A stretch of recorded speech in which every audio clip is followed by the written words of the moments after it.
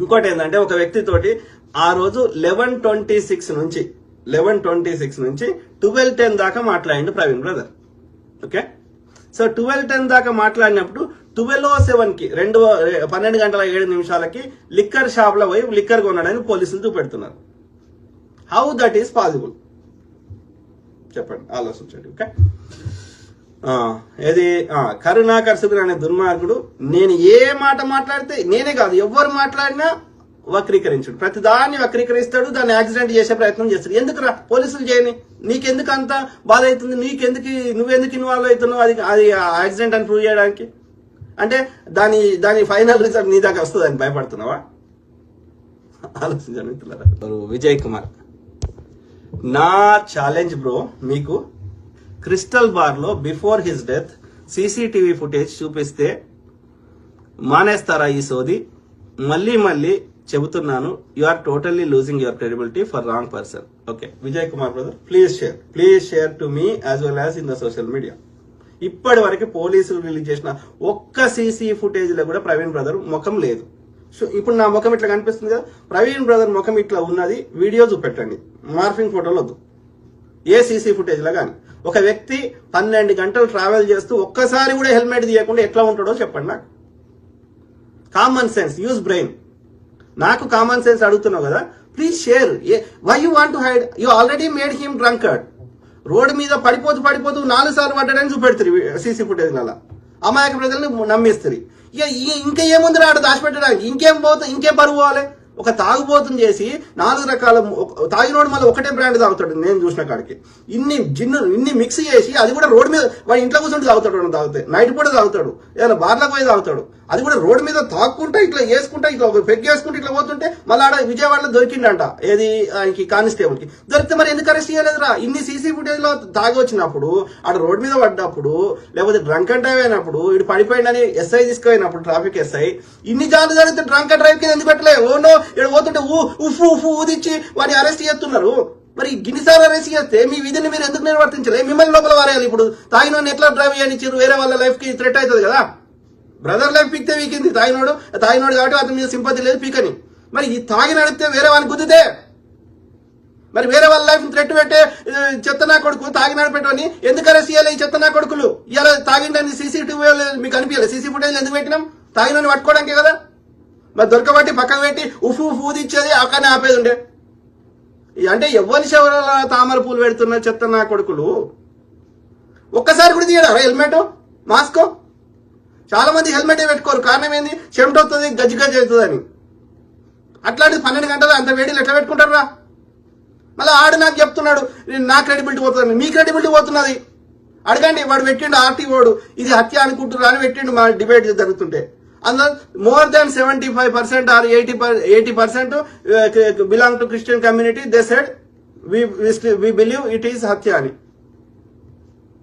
మళ్ళీ విజయ్ కుమార్ వచ్చి నాకు సిగ్గురేక్షణం లేకుండా చెప్తా అంటే ఎట్లరా? మీతో మీద వచ్చి ఎట్లా పడుతుందిరా?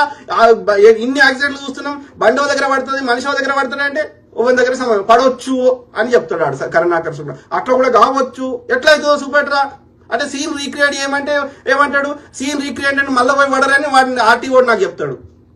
సీన్ రీక్రియేట్ అంటే we are trying to analyse how is the possibility, అది ఎట్లా సాధ్యము అని అర్థం. సీన్ రీక్రియేట్ అంటే is there a possibility? No, there is no possibility.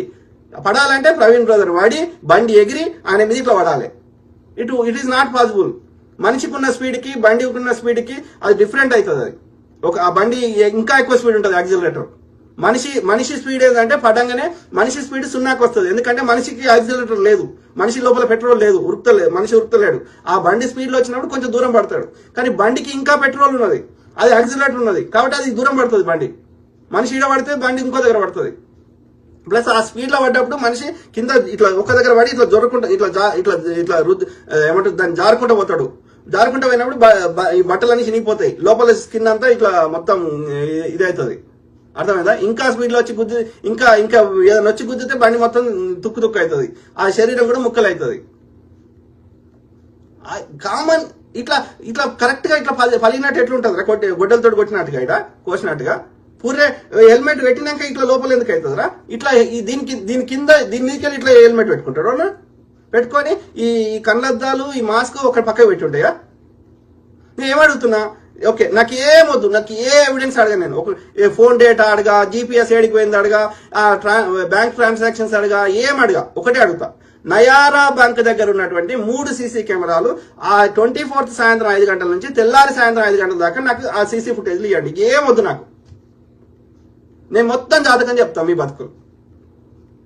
అయిపోయింది కదా. ఇక నువ్వు ఇప్పుడు ఒకవేళ ఈయన విజయ్ కుమార్ చెప్పిందే కరెక్ట్ అనుకుందాం, తాగుపోతే అనుకుందాం. ఇప్పుడు ఆయన ఏది ఫ్రెండ్ తోటి తాగిండు, బార్కి పోయి తాగిండు, ఈవినింగ్ తాగిండు, ఎప్పుడో తాగిండు, అది సంబంధమే లేదు. అది ప్రైవేట్ గా ఎవరికి నష్టం కాకుండా ఆయన ఇంట్లోనో లేకపోతే బార్లోనో ఎప్పుడో సాయంత్రమో ఆయనకు నచ్చినప్పుడు తాగిండు, లేకపోతే ఇంట్లోనే తాగి 3 గంటలు వండుకొని లేచి ఆయన పని ఆయన చేసుకుంటే ఏ సమస్య లేదు. ఎప్పుడు తాగుపోతాడు అని ఎప్పుడు ముద్రేస్తాం, ఎప్పుడు సమస్య వస్తుంది?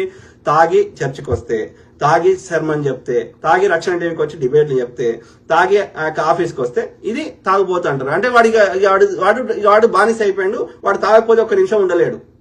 అది కాకుండా అకేషనల్ గా ఫ్యామిలీ తోటో ఫ్రెండ్స్ తోటో ఎవరికి నష్టం కాకుండా ప్రైవేట్ గా తాకుంటే మనకే సమస్య. అది ఇక్కడ సమస్య ఏంది?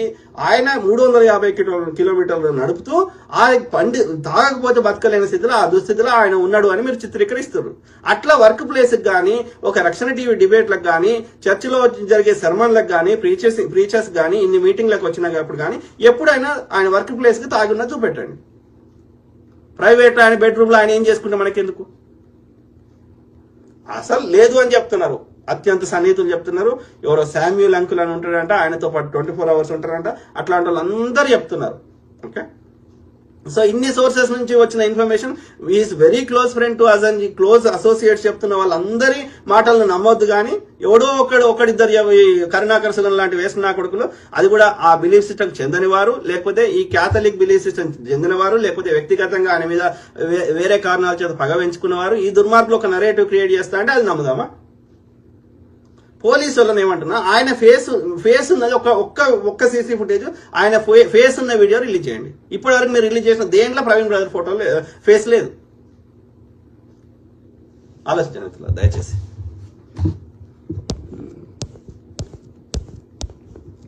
విజయ్ కుమార్ ఈయన ఒక్కడే నెగిటివ్ చెప్తాడు, ఆయన చదువుతున్నా. ఓకే, ఎందుకంటే ఇతను నెగిటివ్ అనేది కూడా జనాలు తెలవాలి కదా. Really bro, he was strong drinker. Absolute nonsense. Lalit Kumar, Praveen Pagadala close friends. మీకు తెలుసో లేదో, నువ్వు హిందువులను స్కోల్డ్ చేయి, నేను క్రిస్టియన్స్ ని నేను స్కోల్డ్ చేస్తా, మనీ వసూలు చేద్దామని. Absolute nonsense. అది కరెక్ట్ కాదు. ఓకే, ఆయన స్ట్రాంగ్ బిలీవర్ ఇన్ ఇది, ఆయన అపాలజిస్టిక్ అంటారంట వాళ్ళని, అంటే ఫ్యాక్ట్స్ చెప్పే వాళ్ళని. అట్లా క్రిస్టియానిటీలో ఉన్నటువంటి మూర్ఖుల గురించి కూడా ఆయన మాట్లాడాడు వ్యతిరేకంగా.